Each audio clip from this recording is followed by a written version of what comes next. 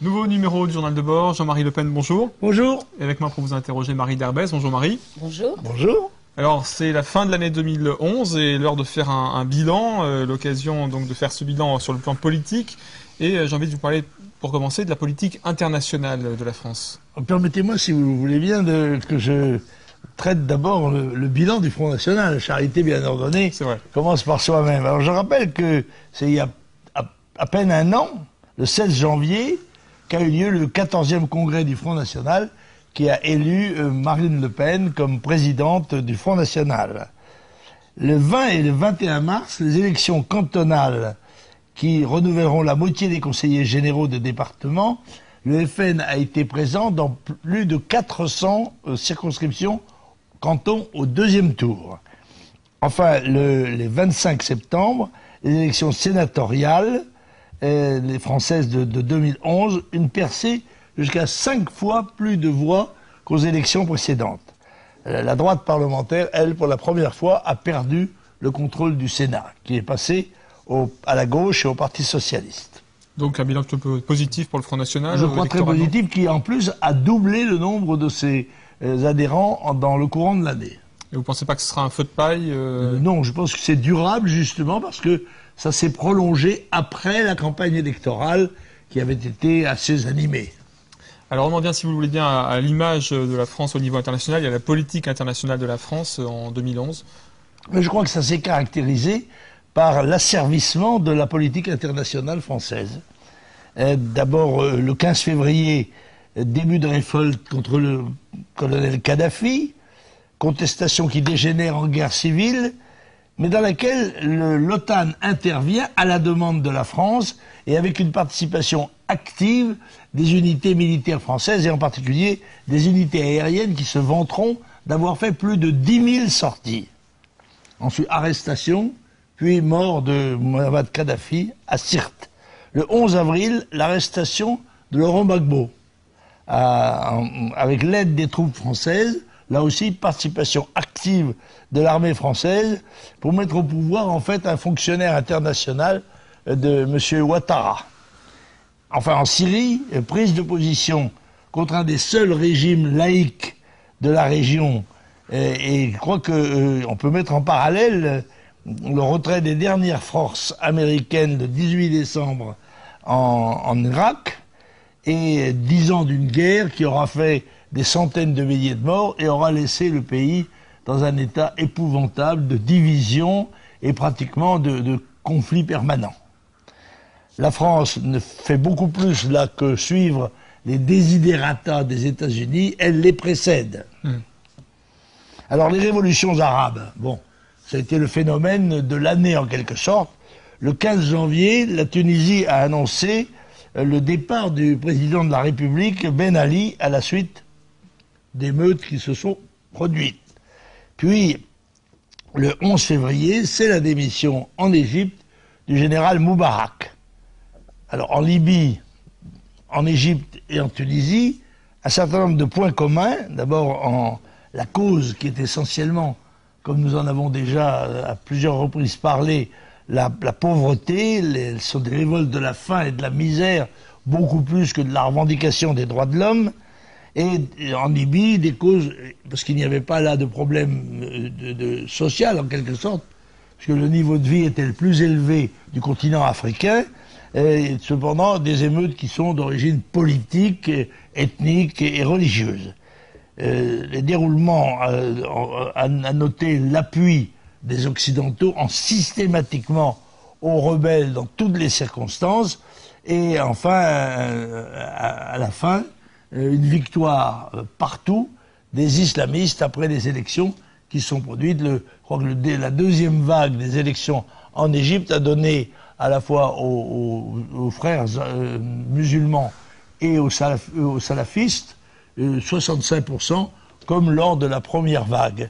Ça confirme donc la poussée islamiste chaque fois que les Occidentaux interviennent, soit directement, soit indirectement, au point qu'on peut se demander si cette mise au pouvoir des islamistes n'est pas une politique délibérée de la part des Américains et de ceux qui les suivent. Marie? Alors l'année 2011 a aussi été marquée par le début d'une crise économique et monétaire planétaire. Comment jugez-vous l'action du gouvernement français pour contrer cette crise? Écoutez, elle a été remarquablement inefficace, très spectaculaire et très inefficace, ce qui correspond bien d'ailleurs à la personnalité de M. Sarkozy, qui est, comme on le sait, comme on dit à la campagne, un grand diseux et un petit faiseux, n'est-ce pas? Alors, d'abord, la politique économique de Sarkozy, c'est la défense à tout prix du triple A, avec la conséquence a été que s'il n'est pas encore perdu, le triple A est déjà profondément atteint dans sa crédibilité, puisque si bien les marchés ont déjà pratiquement intégré le fait que la France allait perdre, pas seulement la France, d'ailleurs un certain nombre de pays européens, en rappelant tout de même que la zone euro est la zone du monde dans laquelle la croissance est la plus basse, voire même dans certains cas, c'est le cas de la France, sont passés de pays qui sont passés à la récession. Bon. La défense, les astuces imaginées par M. Sarkozy et Mme Merkel, c'est non plus c'est de contourner les règlements, les traités qui interdisent à la BCE en particulier de prêter directement de l'argent. Alors on a monté une usine à gaz, la BCE prête au FMI, qui lui prête au pays. Bref, tout ça, ça consiste à brasser des dettes et à additionner des dettes. Alors le bilan de l'année Sarkozy, on peut le faire, il est assez désastreux, il faut le dire, rien de nouveau, mais tout empire. C'est-à-dire que, bon, d'abord l'insécurité, on atteint là des sommets, situation catastrophique à peu près dans tous les domaines, ce qui est illustré par les incidents pratiquement hebdomadaires, sinon quotidiens, à Marseille.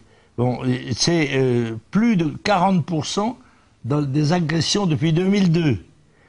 28 exécutions sommaires dans les rues de Marseille. C'est Chicago sur Méditerranée, comme nous l'avons déjà baptisé. Alors le chômage, c'est un chiffre record depuis Jospin.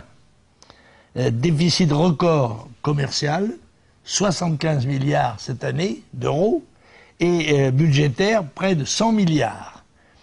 L'immigration, là encore, record, avec une cadence de 200 000 entrées légales par an, dont 100 000 seront d'ailleurs naturalisées. C'est la programmation de l'invasion étrangère de notre pays. Mais j'ai pas fini, si vous me permettez, parce que le fiscalisme aussi a pris un coup d'accélérateur avec la hausse des TVA, la taxe aujourd'hui, je crois, sur les sodas, et plus de 30 nouvelles taxes, parce que le président Sarkozy ne fait pas d'impôts nouveaux, il fait des taxes nouvelles. Enfin, le rabotage des avantages sociaux, dont chacun a pu prendre la mesure dans son cas personnel. Bon, en particulier, l'augmentation du nombre des médicaments qui sont déremboursés, le forfait hospitalier augmenté, la désindexation des prestations familiales, etc. La classe moyenne, il faut le dire, est frappée de plein fouet. Alors enfin, 2011 était donc la 4e année du mandat de Sarkozy et de sa majorité. À votre avis, ont-ils été un plus pour les Français cette année? Et y a-t-il une mesure parmi toutes que vous saluez? Non, la vérité, mon indulgence naturelle me porterait à trouver quelque alibi à M. Sarkozy, mais j'avoue qu'à part le fait que nous ne sommes pas en guerre civile, ce qui est déjà quelque chose, je ne vois guère de résultats positifs dans sa politique, je ne vois qu'une descente continue, permanente, vers le gouffre, et j'espère que l'élection de mai de l'année prochaine va arrêter le pays au bord du gouffre et que nous allons remonter notre pays vers les sommets. Alors, un rapport parlementaire mettait en cause le mécanisme de financement des organisations syndicales et patronales. Il n'a pas pu être publié. Pourquoi, selon vous? Ah, mais c'est l'un des plus grands scandales.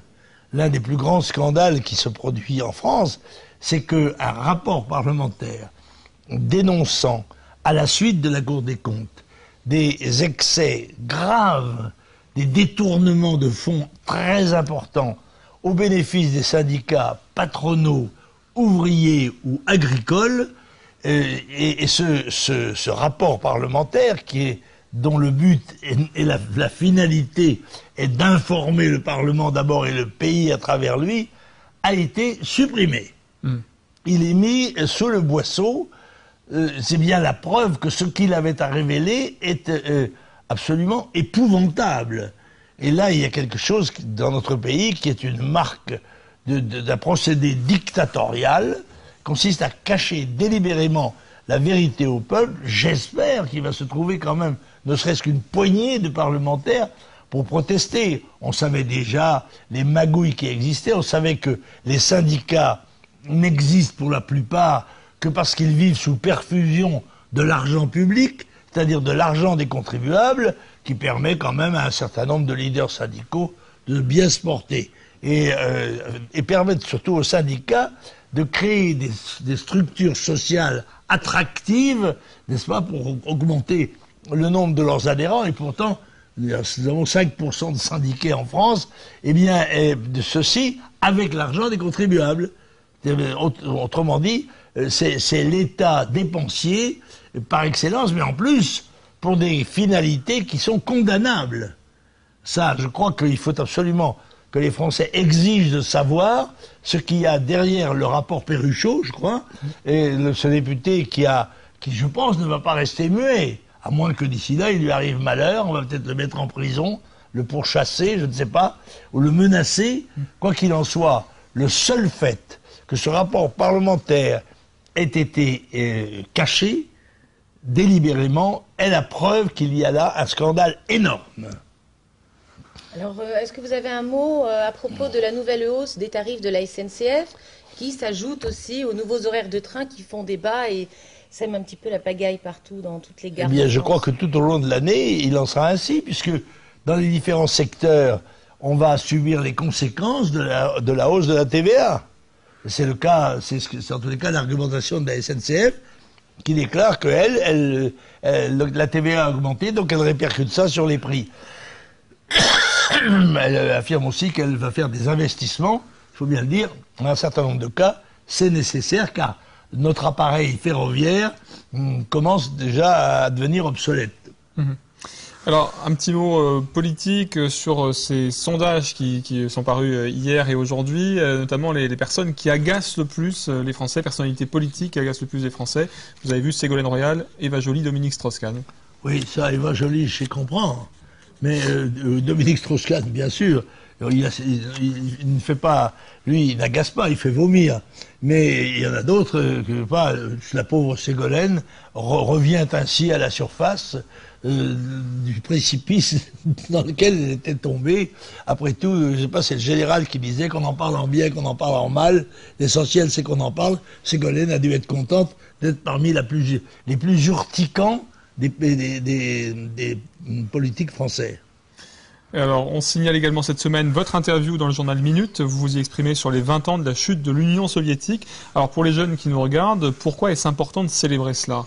Oui, parce que c'est l'événement capital de l'histoire du XXe siècle. C'est la fin de 70 ans de dictature communiste initiée en 1917 par la révolution soviétique et les dictatures successives de Lénine, de Staline et de ses successeurs. Or, ce système a fait sous lui, il s'est effondré, je dois dire, qu'il menaçait le monde entier et que tout le monde pensait que s'il devait disparaître, ce que très peu de gens pensaient, eh bien, ça serait dans une apocalypse monstrueuse. Eh bien, il faut reconnaître à Gorbatchev le mérite d'avoir assumé le suicide du monde soviétique d'une façon relativement pacifique. Il y a eu une petite tentative de putsch des KGBistes et puis Yeltsin a mis la Russie sur les rails d'une démocratisation, bien sûr qui n'est pas parfaite, mais qui est un grand progrès par rapport au siècle précédent. Je voudrais signaler là aussi un certain nombre de gens qui ne comprennent pas pourquoi le Front National a été et est diabolisé. c'est que quand nous naissons en 74, le ciment des nationaux, c'est l'anticommunisme.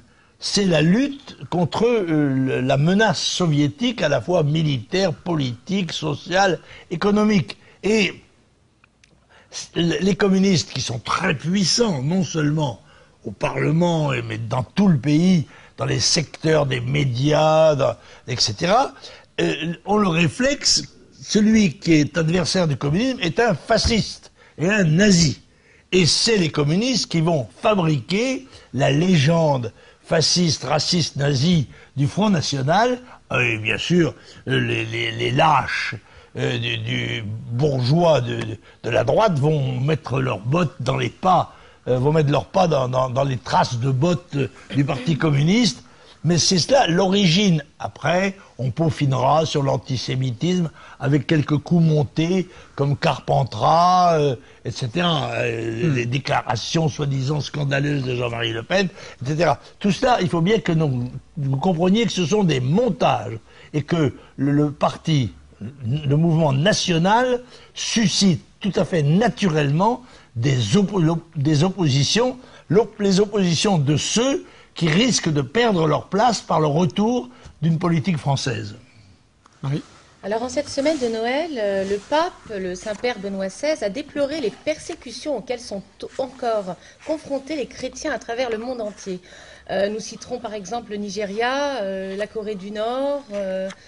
Qu'est-ce que vous en pensez? Mais aussi l'Irak, un certain nombre d'autres pays. Oui. On peut dire pratiquement que partout, tous les pays où la charia et la règle aboutissent à une persécution des chrétiens. Je rappelle que il est interdit d'abandonner la religion musulmane pour aller dans une autre religion sous peine de mort.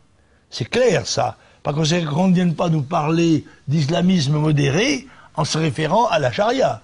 Car la charia impose des règles qui sont tout à fait incompatibles avec la modération, bien sûr. Alors, il y a eu une interview justement, puisqu'on parle religion, du cardinal Barbarin, qui dit que oui. la Bible est inclusive et que le Front National est exclusif. Oui, absolument. J'ai amené sa déclaration. Vous voyez que le cardinal Barbarin a cru bon de se confier à Rue 89, qui est un organisme bolcho-bobo. Grosso modo, c'est ça. Ou gaucho-bobo. Et là, il lui a fait un certain nombre de confidences qui sont, à mon avis, sans grand intérêt, mais il y en a une qui m'a quand même un petit peu titillé, c'est celle faite sur le Front National, avec un raisonnement de Monseigneur Barbarin, révérence parlée, mirobolant. Monseigneur Barbarin, interrogé, dit pourquoi les chrétiens, il y a M. Pinte, dont on connaît l'hostilité au Front National, va sortir un livre. Et alors, on fait déjà la publicité de ce livre qui doit paraître à la fin du mois. Et Monseigneur Barbarin a dû le lire parce qu'il répond, ce livre, c'est pourquoi les chrétiens ne peuvent pas se taire. Ah oui, c'est très clair, dit Monseigneur Barbarin. Dans la Bible, il y a partout l'étranger. Monsieur Le Pen disait qu'il je préfère ma fille à ma nièce à ma cousine à ma voisine, ou quelque chose comme ça. C'est la logique de l'exclusion. Éloigner de moi ceux qui ne m'intéressent moins ou pas du tout.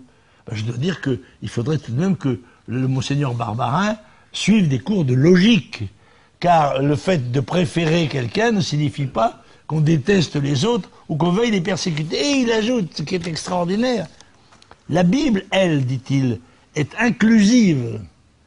Elle dit toujours, quand tu fais ceci ou cela, prends ta femme et tes enfants et l'étranger qui vit avec toi.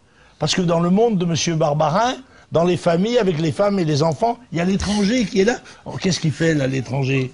Bon, enfin, je laisse le raisonnement sous sa responsabilité. Et le système biblique, dit-il, se situe dans une logique bien différente. Mais, Monseigneur Barbarin, bien sûr, n'est-ce pas, rendez à César ce qui est à César et à Dieu ce qui est à Dieu. Le Front National lui est chargé d'assurer la défense terrestre des Français, de leurs intérêts, de leur vie de tous les jours. Et votre mission à vous, c'est justement de leur préparer l'accession vers le ciel, vers le paradis. Ce sont deux missions différentes. Et vous ne pouvez pas critiquer les politiques dans les démarches qu'ils font pour sauver leurs compatriotes avec le dessein de sauver l'humanité tout entière pour la conduire auprès de Jésus au paradis. Alors la campagne présidentielle continue avant et après le réveillon. On signale que le 5 janvier, Marine Le Pen présentera ses vœux à la presse notamment, et ensuite deux Alors le manifestations. 7 janvier, la vérité c'est que nous allons fêter le 7 à samedi, le 600e anniversaire de la naissance de Jeanne d'Arc. Nous n'avons pas fait le 6 qui est un vendredi, mais pour permettre aux gens de venir nombreux, le 7, donc à 11h, devant la statue de la place des Pyramides, nous, Marine Le Pen et moi-même, et bien sûr beaucoup, je pense, d'entre vous, viendront rendre un hommage particulier à Jeannette, notre héroïne, notre sainte, notre martyre nationale, dont c'est le 600e anniversaire, parce qu'elle est née, je crois, dans la nuit du 5 au 6 janvier, elle nous pardonnera un tout petit peu de retard, de façon à être plus nombreux. C'est toute la grâce que je nous souhaite. Très bien, mais écoutez, il ne reste plus qu'à vous souhaiter un bon réveillon, et puis Merci. On se retrouve l'année prochaine pour le prochain blog. Déjà.